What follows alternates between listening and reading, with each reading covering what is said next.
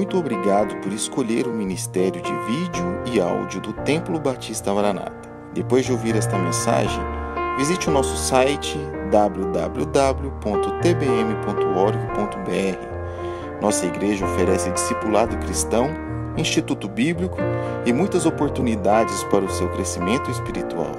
Que Deus o abençoe. Maranata, ora vem, Senhor Jesus.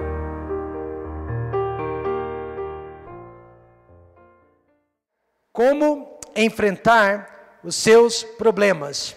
E quem aqui não os tem? Todos nós estamos cheios de problemas, dilemas. Todos nós estamos cheios de dificuldades. E problemas não faltam em nossas vidas. De origem financeira, material, física, né? Espiritual também, emocional. Todos nós enfrentamos dificuldades. Jesus disse: no mundo tereis aflições ou problemas, mas tem de bom ânimo porque eu venci o mundo. O nosso texto é um texto bastante conhecido, Gênesis 43. Os irmãos de José descem outra vez ao Egito. Jacó foi um dos homens, Jacó o pai das 12 tribos de Israel, Jacó o patriarca, filho de Isaac, neto de Abraão, foi um dos homens mais sofredores dentro da palavra de Deus. Desde criança, ele teve que conviver com o favoritismo da mãe, mas também com o desprezo do pai. E ele cresceu com um irmão que era orgulhoso, prepotente, arrogante, superior em todas as áreas, e um irmão que se desfazia de Jacó. Foi enganado e defraudado pelo próprio sogro por cerca de 21 anos. Viveu com muito medo de ser morto pelo seu próprio irmão. Perdeu a esposa que ele mais amava, a esposa mais querida, durante o procedimento de um parto. Sua filha única foi violentada e seus filhos se vingaram e se tornaram assassinos na terra. José, que era o seu filho favorito, desapareceu por 13 anos. Ele não sabia se o filho havia morrido, não sabia o que havia acontecido. E agora parecia que ele e toda a sua descendência iriam morrer e desaparecer de sobre a terra.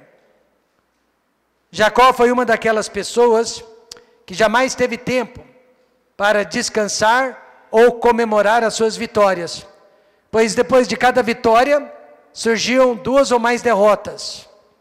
Quando ele dava um passo para frente, aconteciam coisas terríveis e ele tinha que retroceder 2, 4 passos para trás. A vida dele realmente foi muito difícil. Vejamos o que ele mesmo disse para Faraó, rei do Egito, no capítulo 47, verso 9. Ele disse: poucos e maus foram os dias dos anos da minha vida.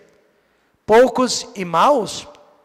Mas ele havia vivido 130 anos quando disse essas palavras. Ele já havia ultrapassado a casa dos 100. Ele era mais do que centenário. Mas mesmo assim ele disse que seus dias eram poucos. E realmente eram poucos porque eram maus. Na verdade, ele viveu 147 anos ao todo, mas como ele nunca teve descanso do sofrimento, ele nunca teve descanso das tribulações, ele nunca teve tempo para gozar a vida, esses anos passaram voando como o vento. E apesar de todo o sofrimento, apesar de todas as dificuldades, Jacó nunca perdeu a sua fé em Deus. Ele nunca perdeu a sua confiança em Deus. Ele morreu acreditando e anunciando as promessas que Deus havia feito para seu avô, seu pai Isaac e para ele mesmo Jacó. No final de sua vida, com 130 anos de idade, ele enfrenta mais um problema gigantesco Mas é através deste problema que ele nos ensina 4 passos de como você e eu podemos proceder diante das nossas adversidades. Então, nesta noite, 4 passos que podemos dar diante dos nossos problemas e dificuldades. Em primeiro lugar, não busque a solução mais fácil. Em segundo lugar, não busque por culpados. Em terceiro lugar, não rejeite os bons conselhos. E em quarto lugar, não se desespere. Mas veja, em primeiro lugar, não busque a solução mais fácil.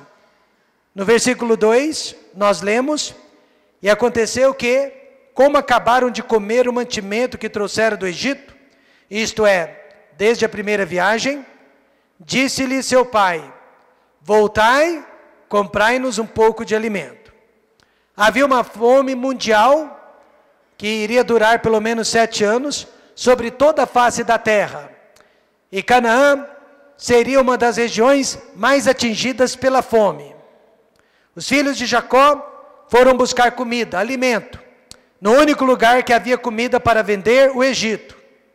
E lá eles foram reconhecidos por José, seu irmão, que era o regente da terra, o segundo homem mais poderoso do mundo, mas eles não reconheceram a José.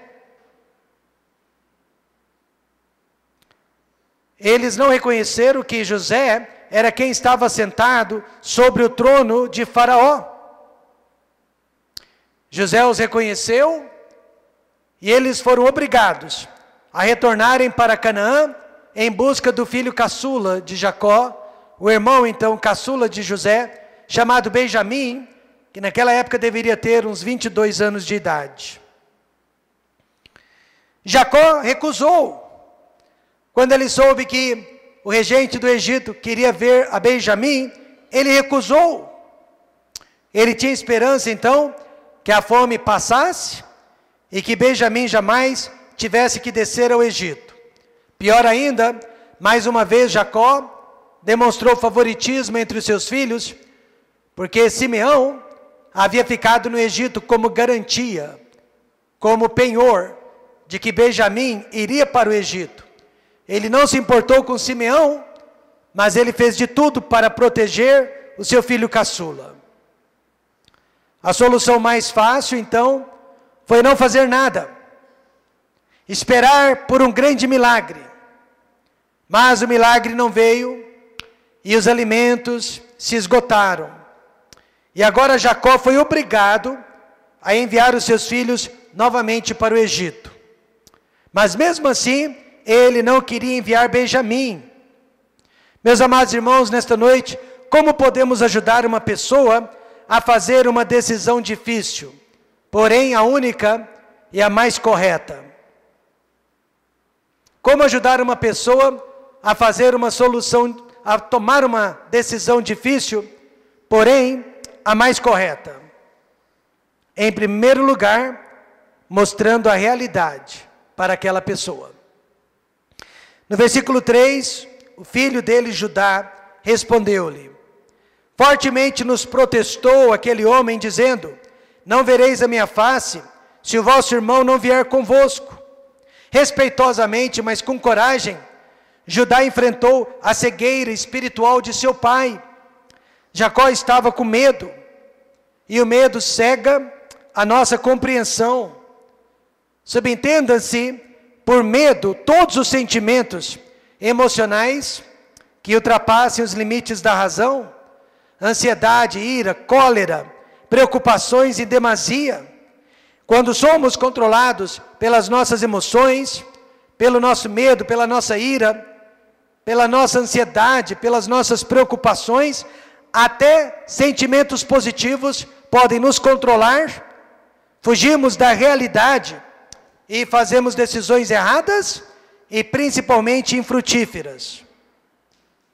O rei Davi, por exemplo, estava se sentindo muito feliz. Também pudera.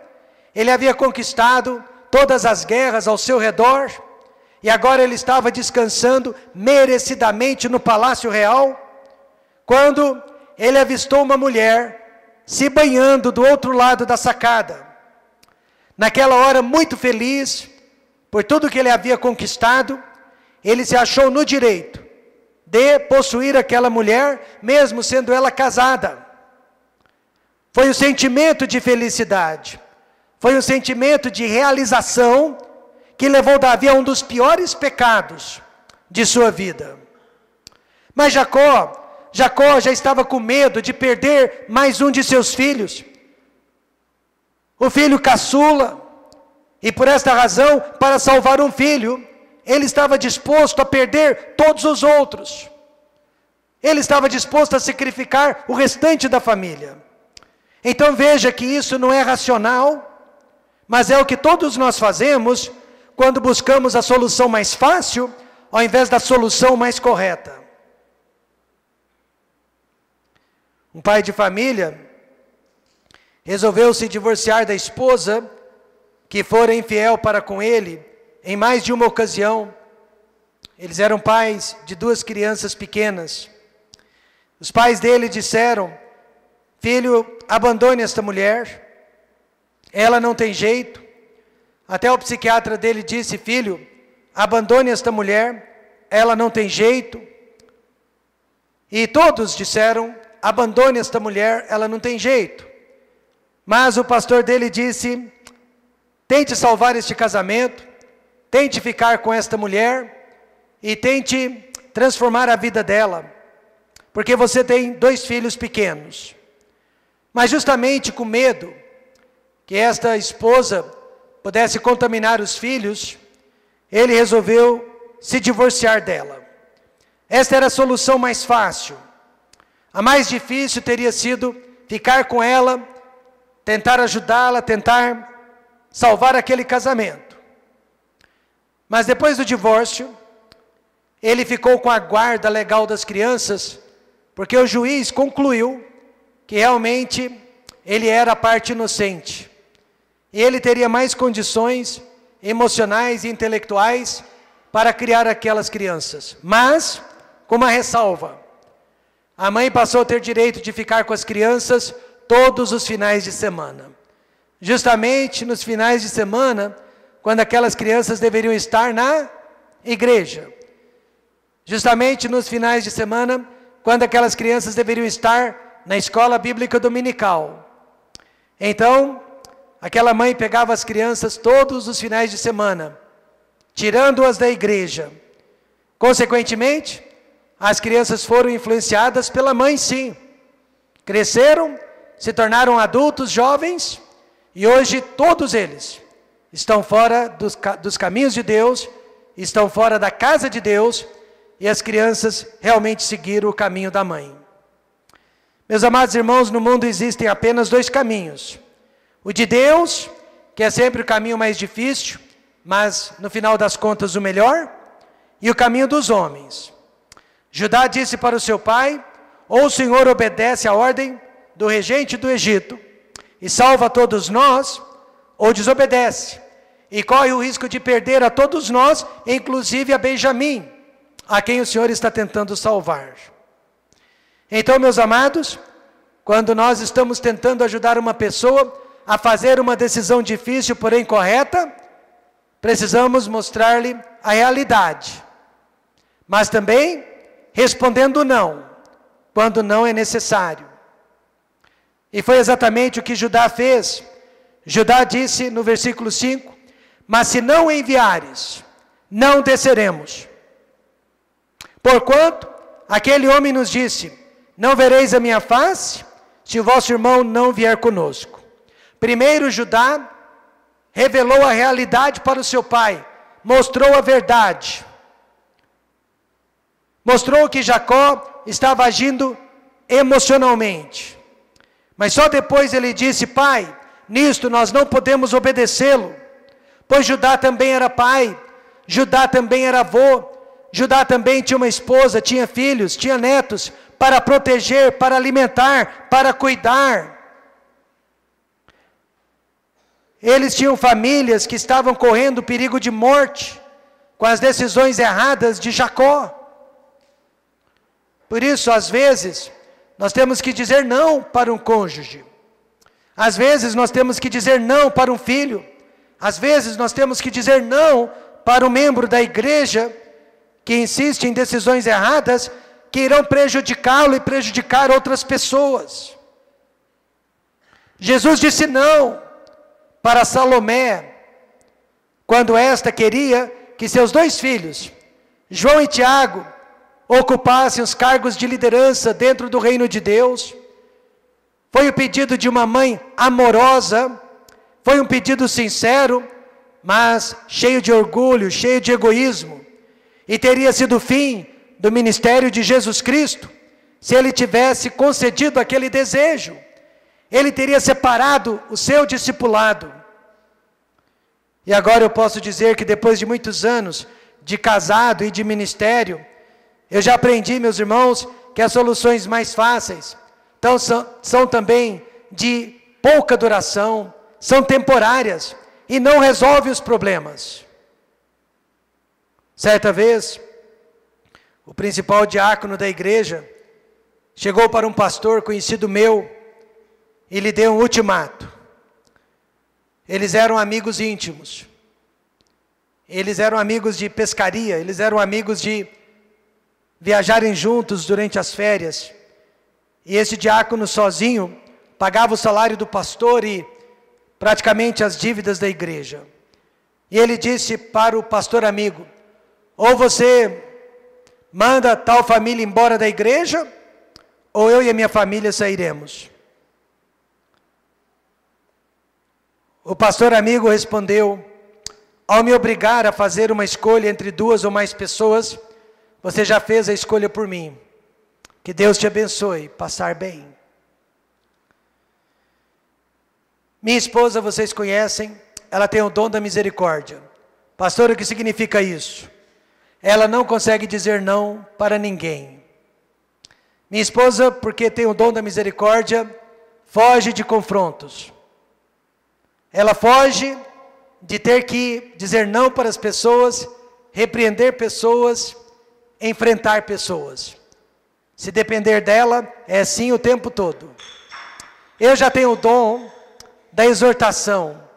Eu gosto de animar pessoas. Eu gosto de encorajar pessoas e também não gosto de dizer não para as pessoas. Mas, às vezes temos que mostrar a realidade. Às vezes temos que dizer não para aquelas pessoas que estão buscando soluções mais fáceis, carnais e emocionais, ao invés de seguir as instruções difíceis, porém infalíveis, da palavra de Deus. O segundo passo, diante dos problemas: não busque por culpados. Foi exatamente isso que Jacó fez no versículo 6, e disse: Israel, por que me fizeste tal mal, fazendo saber aquele homem que tinhais ainda outro irmão? Ou seja, depois de ser confrontado com a realidade, com a verdade, receber o não de seu filho Judá, Jacó tentou culpá-los pelo problema. Igreja, veja comigo nesta noite o modo operandi daquelas pessoas que sempre jogam a culpa de seus problemas nos outros. Primeiro, elas se vitimizam. Jacó disse: por que me fizeste tal mal?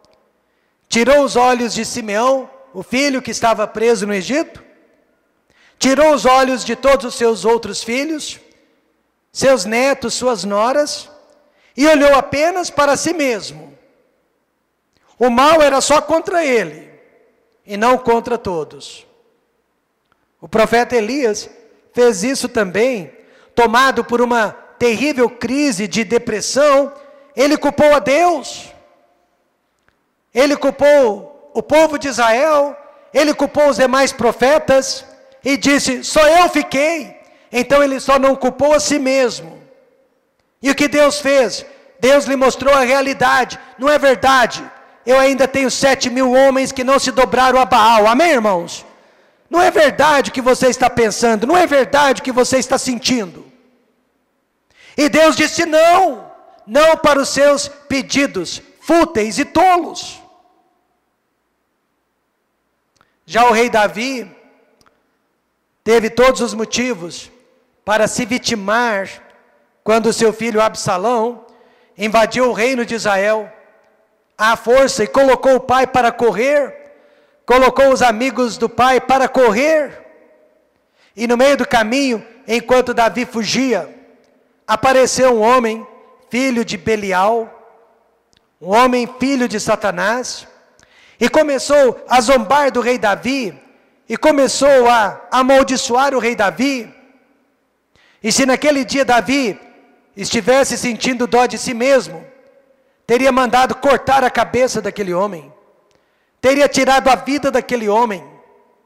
Mas Davi, irmãos, não culpou os outros, ele não culpou o seu filho Absalão, ele não culpou o povo de Israel que estava seguindo após Absalão, ele não culpou o capitão do seu exército. Naquele dia, Davi culpou apenas a si mesmo, e por isso, ele permitiu que aquele homem o amaldiçoasse, e ele permitiu que aquele homem zombasse dele. E a Bíblia claramente diz para nós, em Lamentações 3:39, de que se queixa, pois, o homem vivente ou mortal, queixe-se cada um dos seus pecados. Quando nós buscamos culpados, na verdade nós estamos nos inocentando e jogando a culpa dos nossos problemas sobre outros. E sabe o que mais? Essas pessoas acusam. Elas acusam. Ele acusou os seus filhos. No desespero, fora da realidade, ele colocou a culpa daquela situação sobre os seus filhos. Mas na verdade, tudo começou quando Jacó favoreceu José acima dos demais filhos, causando inveja entre eles, inimizade entre eles, amargura entre eles. Não é à toa então que ele chegou no final da vida dizendo: poucos e maus foram os dias dos anos da minha vida. Porque uma pessoa que vive escolhendo as soluções mais fáceis para os seus problemas e colocando sempre a culpa de seus problemas em outras pessoas, jamais será feliz e completa neste mundo. Feliz foi José, filho de Jacó, porque ao invés de colocar a culpa nos seus irmãos, que o haviam vendido como escravo para o Egito, e por causa disso passou 13 anos de cativeiro, 13 anos de escravidão, ele reconheceu que tudo aquilo fez parte do plano de Deus, tudo aquilo foi da perfeita vontade de Deus. Deus estava no controle, e ele perdoou todos os seus irmãos, sem jamais fazer uma exigência sequer. Amém, irmãos? Sem jamais cobrar nada de seus irmãos. Nesta noite, nossas casas, nossas famílias, nossas igrejas e o nosso Brasil, o nosso país, estão sendo destruídos por pessoas que só pensam no caminho mais fácil e em culpar os outros por seus problemas. Então, nesta noite, não busque as decisões mais fáceis, não culpe as pessoas por seus problemas, e o terceiro passo que aprendemos: não rejeite os bons conselhos. No versículo 8, então disse Judá a Israel, seu pai: envia o jovem comigo, e levantar-nos-emos, e iremos, para que vivamos e não morramos, nem nós, nem tu, nem os nossos filhos. Olha que interessante, Deus escolheu, dentre os 10 filhos, Deus escolheu Judá, para que falasse a Israel. Deus usou Judá, para dar direcionamento para Israel. Por quê? Porque Jesus Cristo veio da tribo de Judá, e a Bíblia diz que esta tribo há de reger, governar o mundo um dia. Gênesis 49:10 diz: o cetro não se arredará de Judá. E a palavra cetro significa autoridade, governo. Nem o legislador dentre os seus pés, até que venha Siló, e a ele se congregarão os povos. E Siló significa o ungido, o enviado da parte de Deus, a semente que surgiria da tribo de Judá. E sabe quem é esta semente? O Senhor e Salvador Jesus Cristo. E nesta noite, tudo que eu e você precisamos saber, encontramos nas palavras e na pessoa do Senhor Jesus Cristo. Então veja duas características do bom conselho. Primeira, o bom conselho olha para todas as direções. Judá disse para o pai, para que vivamos, não morramos, nem nós, nem tu, nem os nossos filhos. Judá teve a capacidade de mostrar para Jacó as consequências de uma única decisão errada. Não afetaria apenas uma pessoa, não afetaria apenas Jacó, mas uma nação inteira. É o que chamamos no inglês de ripple effect, o efeito ripple, que nada mais é que uma decisãozinha, afetando muito mais que uma única pessoa. São as ondas formadas na margem do rio, quando nós jogamos ou lançamos uma única pedrinha. Uma única pedrinha causa todo aquele efeito, causa todas aquelas ondas. O bom conselheiro, então, ele é capaz de nos mostrar as ondas que serão formadas com as nossas decisões, aqui, agora e depois. Judá disse para o pai, nem nós, nem tu, nem os nossos filhos escaparemos. Certa vez, uma senhora entrou no meu escritório desesperada. E ela me disse, acabo de vir do meu médico. E ele me disse para me separar do meu marido.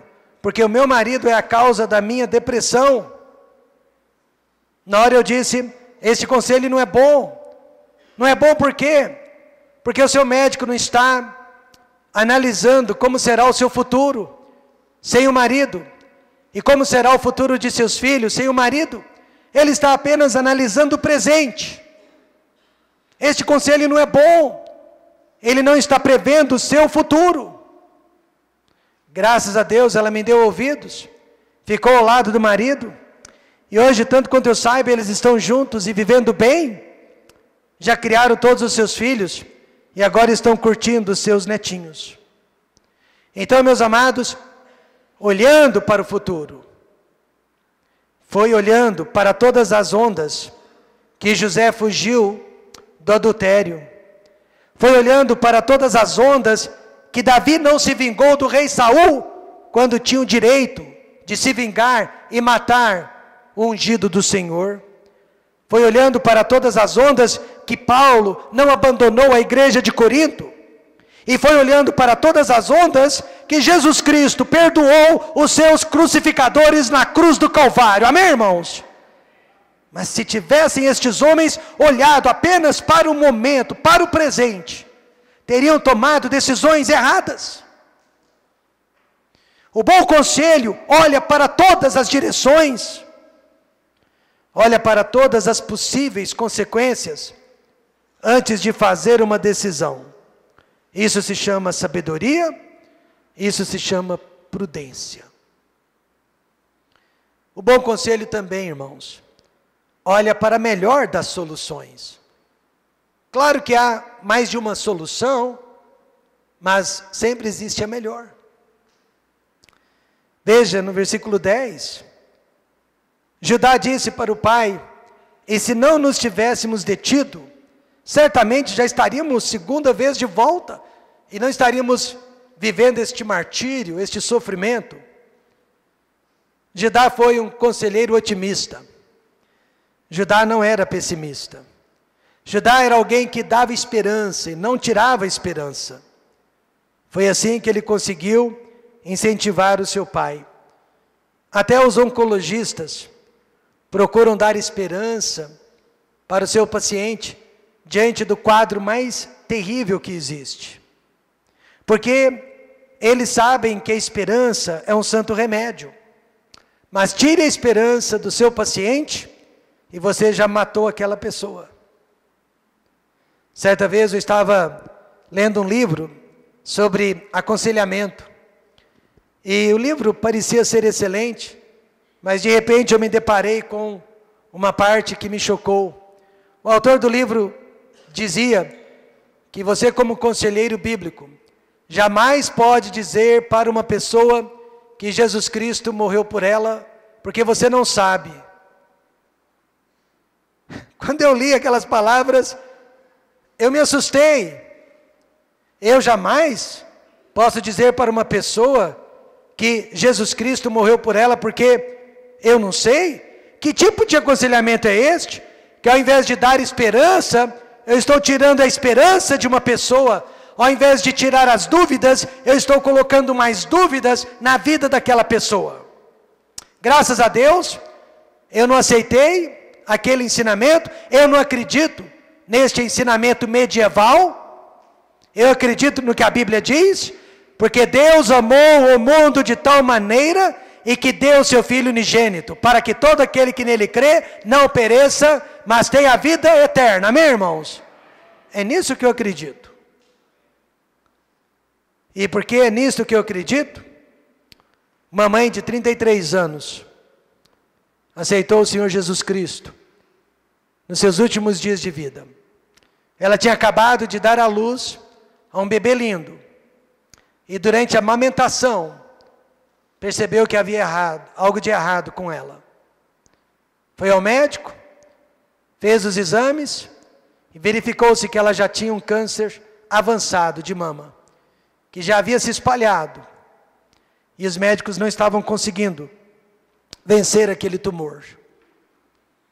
E ela, vivendo nos seus últimos dias, dentro daquele quarto de hospital, chorando, recebeu o Senhor Jesus Cristo como Salvador. No próximo domingo ela conseguiu vir à nossa igreja.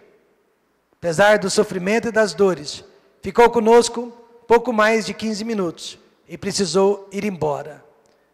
Naquela mesma semana ela partiu, mas ela partiu com esperança. Amém, irmãos? Ela partiu com esperança. Então, um bom conselho é aquele que aponta a direção e a solução melhor para os nossos problemas.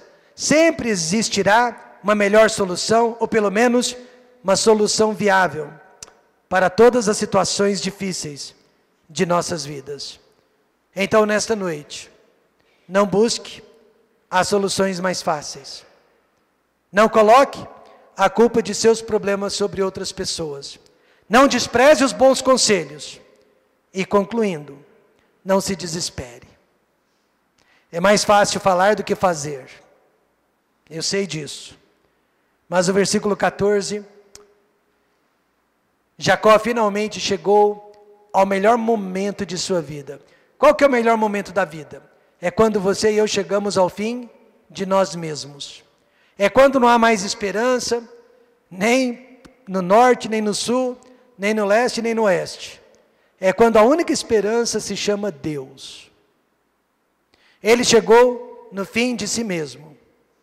E Deus Todo-Poderoso vos dê misericórdia diante do homem, para que deixe vir convosco vosso outro irmão e Benjamim.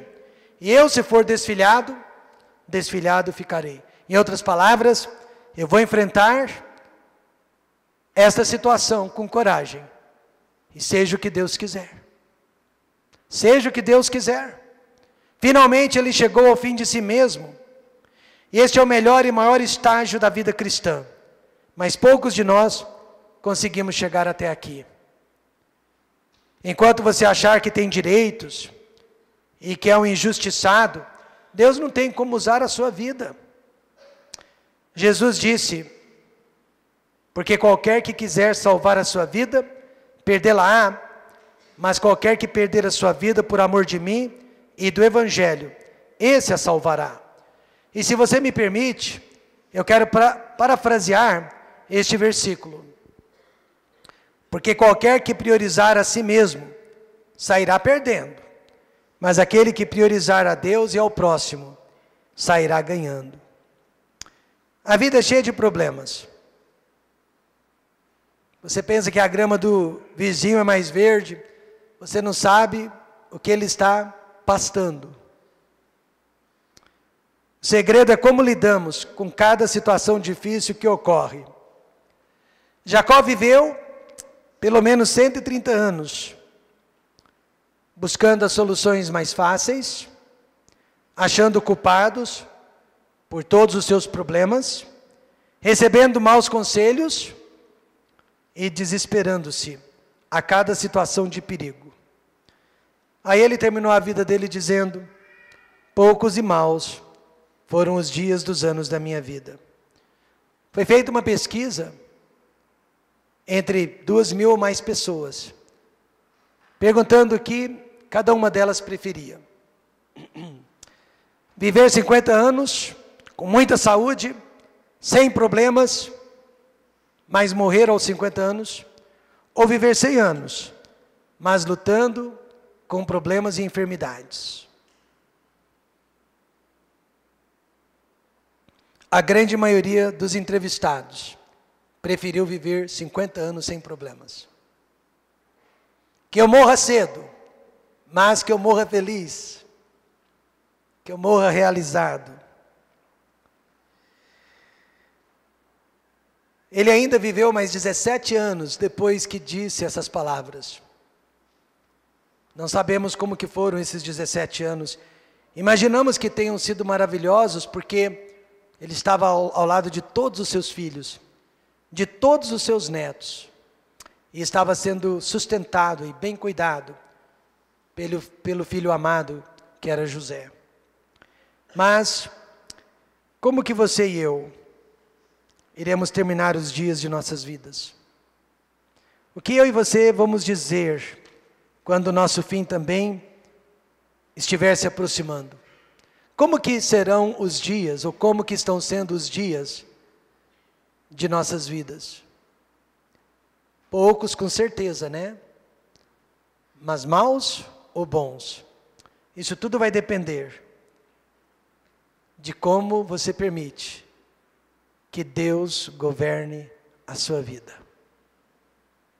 Como Deus governa a sua vida.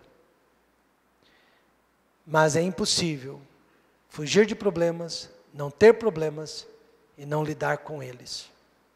Eles existem, eles são reais, e todos nós passamos por eles. Oremos.